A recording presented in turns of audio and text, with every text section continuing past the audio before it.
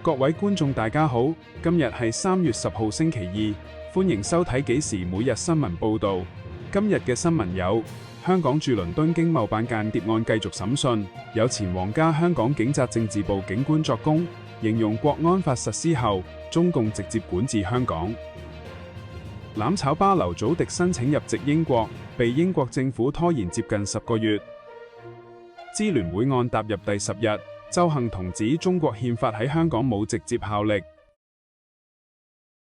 首先，為大家繼續跟進喺英國同埋香港都引起咗廣泛關注嘅倫敦經貿辦間諜案。尋日，法庭傳召咗一位重量級專家證人，佢就係喺1997年前後曾經喺香港警隊服務咗11年，做過皇家香港警察政治部同刑事情報科嘅蒲宇傑 Martin Perbrick。蒲宇傑喺庭上確認，案件入面嘅其中一個關鍵人物，前總警司馬志堅，喺90年代其實係佢喺商業罪案調查科嘅下屬。蒲宇傑形容，自從習近平上台之後，中方對香港事務嘅干預好似切片沙落尾腸咁，一層層咁樣改變緊香港嘅自治。佢特別強調，喺國安法生效之後，中共已經透過駐港機構實施直接管治，令到中聯辦同港澳辦變咗做香港嘅第二支管治隊伍。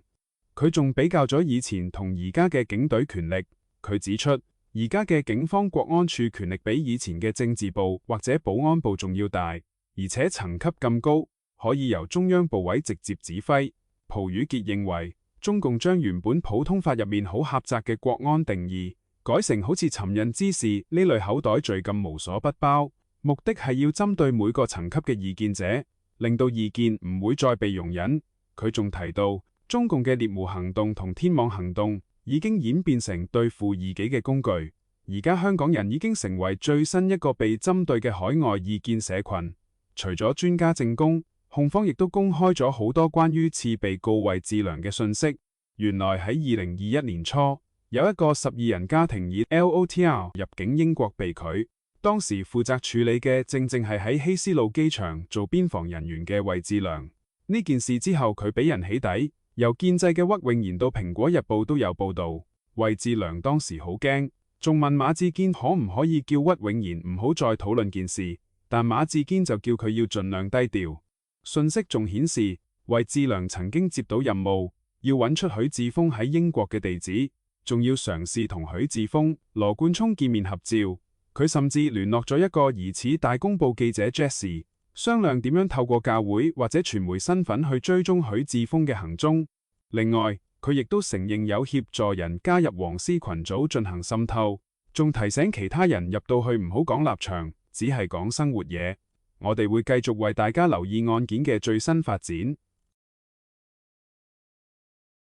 下一則新聞都係同在英港人有關。被香港國安警以100萬懸紅通緝嘅攬炒巴劉祖迪，今日喺 Facebook 交代申請入籍英國遇上嘅阻滯。劉祖迪透露，佢由2025年6月開始申請英國公民入籍，但到而家已經過咗9個幾月。佢形容目前嘅狀態係懸而未決，無限拖蕩，令佢陷入困境。佢對比翻自己喺2024年4月申請永居 ILR 嗰陣，當時只係3日內就獲批，但去到入籍申請，同期嘅個案通常2到6個月就會有結果，唯獨佢嘅申請好似石沉大海咁。劉祖迪喺文中指出一個好諷刺嘅現象，佢提到英國外交大臣同內政大臣喺今年2月先至發表聯合聲明，聲援黎智英案入面受影響嘅人士，而佢作為喺黎智英案入面被點名超過200次嘅直接受影響、被追捕人士，竟然要面對內政部好似雙重人格咁嘅百般刁難。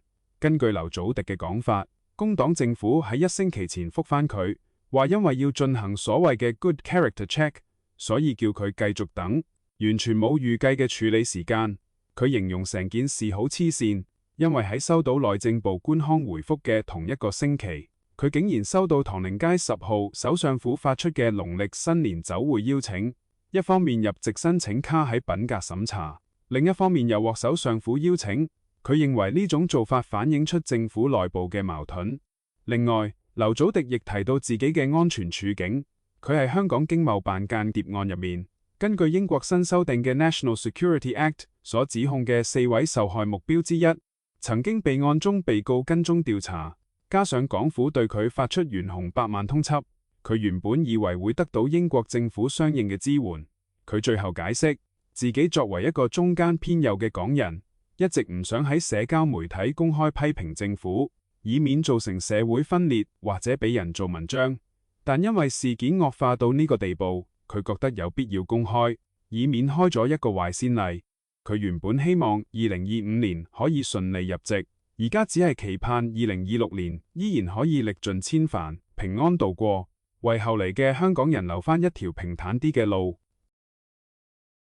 跟住我哋返嚟香港，支聯會被控煽動顛覆國家政權罪嘅案件，今日喺西九龍裁判法院踏入第10日審訊。今日嘅焦點集中喺中國憲法到底喺香港點樣適用，同埋法庭需唔需要專家證人嚟解釋憲法。被告之一鄒幸彤今日喺陳詞入面，針對中國憲法係咪可以作為非法手段嘅基礎提出咗論點。佢提到，雖然佢唔爭議國家憲法係香港嘅憲政基礎，但佢強調呢樣嘢唔等同其條文可直接用於香港。佢認為中國憲法喺香港不具直接效力，亦都唔係一條香港任何人可違反嘅直接規定，所以佢認為憲法唔可能構成國安法入面所講嘅非法手段基礎。佢仲解釋，雖然國安法第22條有提到要維護憲法確立嘅根本制度，但呢個界面只係涉及概念，唔代表憲法就咁變咗做嚴格意義嘅香港法律。喺討論點樣證明憲法內容嘅時候，鄒幸彤形容國家憲法係一種外地法律 （foreign law）。呢個講法即刻引起控方反對。副刑事檢控專員黎嘉儀覺得，將國家憲法稱為 foreign law 係非常之唔恰當嘅。法官李運騰亦都覺得用 foreign 呢個字似乎唔係好正確，但佢就補充話，呢啲總之唔係法庭熟悉嘅法律。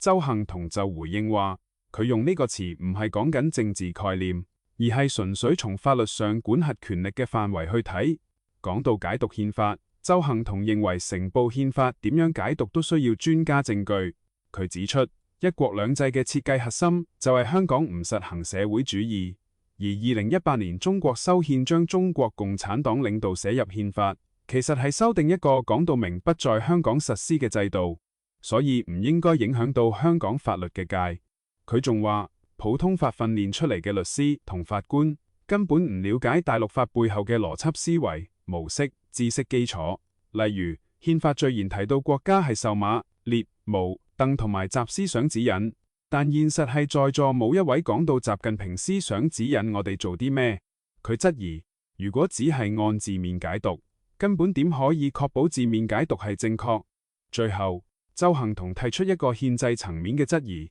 佢引用憲法第67條，指出人大常委有解釋憲法嘅權力，但呢份權力並冇授權俾香港法院。佢覺得而家個情況好荒謬，因為喺大陸公民都冇辦法去法院告政府違憲，但如果按控方講法，政府反而可以去法院告公民違憲。佢質疑，既然基本法冇相關授權，香港法庭係咪真係有權力、能力作出呢啲影響成個國家嘅法律上嘅宣示？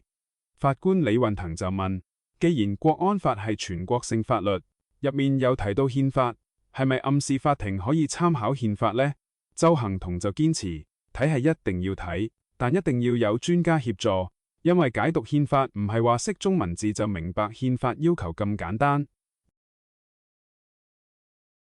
下一則新聞，受中東局勢影響，全球油價波動，直接影響到香港人。航空方面，香港航空已經宣布，因為考慮到燃油價格同埋市場營運環境，將會由呢個星期四，即係3月12號開始，上調燃油附加費。如果你係飛去泰國或者日本等短途航班，每程會加50蚊，附加費調整到212蚊。至於去歐美嘅長途航班，加幅就更加明顯，每程加150蚊，即係要俾739蚊嘅附加費。而另一間航空公司國泰就話，佢哋會維持每月定期檢視個附加費水平。國泰強調，佢哋調整價格嘅準則，主要係參考航空燃油市場價格走勢，再結合埋其他營運因素嚟做決定。除咗飛機，我哋地面嘅交通工具都面對緊好大壓力，油價急升令到成個運輸業嘅營運壓力大增，特別係一啲自僱嘅紅 van 司機，佢哋形容而家係要捱貴油。好似小巴司機所講，油價由之前每升3個1毫5升到而家3個4毫1，每日要俾多40-50蚊油錢。公共小巴車主司機協進總會主席張漢華指出，而家司機每日收入少咗20-30蚊。佢警告話，如果下個月油價仲係咁高，令到司機收入大幅度下降，紅 van 可能被逼要向乘客加價，將成本轉嫁。佢仲提到，綠色小巴嘅營運商壓力仲大，因為佢哋加價要申請，而且司機係受薪。其實根據消委會嘅油價趨勢監察，由今年年初開始，油價就一直向上行，近期升勢更加係加快咗。汽車會早前亦都對呢個現象表示關注，佢哋認為油公司雖然用緊儲備，但就已經不斷加價，促請社會要正視油價加快減慢呢個老問題。跟住落嚟，同大家跟進返大埔宏福苑大火之後嘅後續新聞。上星期四，警方以盜竊罪拘捕咗3名負責加固工程嘅工人，懷疑佢哋喺宏泰閣一個單位入面偷咗價值9萬蚊嘅首飾。由於發生咗呢單案，警方由尋日3月9號開始採取咗4項保安措施，包括要求工人離開嘅時候要接受警員搜身，同埋喺工人入去之前，警方會先檢查下單位入面有冇明顯貴重財物。建造業總工會理事長周思傑今日喺電台節目話，對事件感到遺憾，對違法嘅工人予以譴責。佢認為今次只係個別事件，並唔係業界常態。佢解釋，工人喺做勘察或者加固嘅時候，有機會要移開單位內特定位置嘅雪櫃或私人物品。喺呢啲過程入面，如果見到有貴重物品跌咗出嚟，工人或者會見獵心喜，所以先至出事。雖然警方依家加強咗保安，但周思傑形容呢啲做法只係補救性質。佢建議，既然警方依家都會入屋登記財物，不如索性喺清點之後，將呢啲財物先歸還與戶主簽收，等佢哋攞走咗先，之後先至俾工人上樓做嘢。佢承認咁樣做可能會延誤加固工程，但係呢個做法可以消除誘因，唔單止令住戶安心，對於工人嚟講亦都公平好多。而作為一個去過敏感地方工作嘅過來人，佢覺得呢啲保安措施雖然係無可避免，但重點係要保障大家。下一則新聞，4月嘅 DSE 筆試就快殺到，有冇考生揾地方溫書揾到好頭痕呢？今日富豪酒店集團就公布咗一個對學生嚟講幾好嘅消息，由即日起到5月5號，集團會免費開放旗下3間位於銅鑼灣、尖沙咀同埋沙田嘅酒店餐廳，等大家可以喺呢啲富豪自修室入面專心備戰。呢3間富豪自修室嘅具體位置同埋座位數目分別係銅鑼灣怡和街富豪香港酒店嘅御花園咖啡室，提供200個位；尖沙咀摩地道富豪九龍酒店嘅雅廊咖啡室有186個位；沙田大涌橋路麗豪酒店嘅先就有88個位。呢度嘅開放時間係中午12時至晚上6時，配套方面都幾全面。除咗有免費高速 WiFi 同埋充足嘅充電位之外，仲有幾項免費服務提供俾大家。首先係無限飲品供應，有咖啡同埋 Regal Living 養生茶，溫到肚餓仲有午後補給茶點，即係 Regal Living 曲奇幫大家補充能量。最特別嘅，佢哋會按時令提供節氣湯水、糖水。等學生溫書之餘都可以調理下身體，大家要留意返呢項服務並不限於應屆 DSE 考生，只要你係學生，去到嗰陣出示返張有效學生證，就可以無限次使用呢啲自修空間啦。最後睇埋財經新聞，港股經歷完尋日大跌超過300點之後，今日出現顯著反彈，喺科技股領軍之下，恒指早段已經回升到10天線附近。最終成功收復10天線，仲以全日最高位收市，埋單計數升咗551點，最終收報25,959點，升咗2.17%。其他指數方面，國指升128點，1.5%，報8,710點；科指就升118點， 2.4%，報5060點。今日大市全日成交有3309億2900萬元，北水淨流出179億5200萬元。喺90隻藍籌股入面，有72隻上升，科網股普遍向好，其中阿里巴巴升咗3.7%，報133蚊5毫；百度升2.9%，報120蚊8毫；快手升1.4%，報61蚊4毫；京東集團就升咗2.8%，報108蚊5毫。除咗科網股，大型金融及權重股都唔輸蝕，匯控升咗4.6%，報135蚊9毫；友邦升4.7%，報85蚊6毫5仙。港交所亦都升咗2.4%，報416蚊6毫。最後睇埋外圍市場，上證指數收報4123點，升26點或0.65%；深成指就升咗286點或2.04%，收報14354點。日經平均指數表現亦好凌厲，接連升返53、54關口，收報54248點，升咗1519點或2.88%。至於南韓首爾綜合指數更係大漲5.35%或280點，收報5532點。今日嘅幾時每日新聞報道就嚟到呢度，多謝各位收睇，守護真相，絕對不放棄。我哋嘅堅守需要大家大力支持，更加需要大家訂閱我哋嘅頻道。聽晚再見。